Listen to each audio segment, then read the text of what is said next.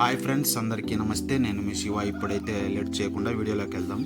ఈరోజు వీడియోలో నిన్న నా డైలీ రొటీన్లో జరిగిన విషయాలను అయితే మీతో పంచుకుంటున్నాను.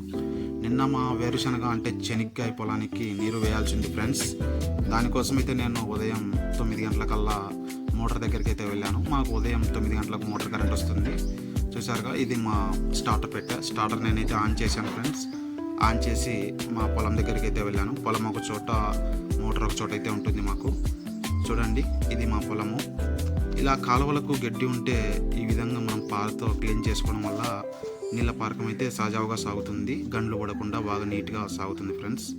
చూసారుగా, ఇది మా వేరుశనగ పొలం పంట అయితే వచ్చింది ఫ్రెండ్స్. చేతికి రావాల్సిన టైం వచ్చింది.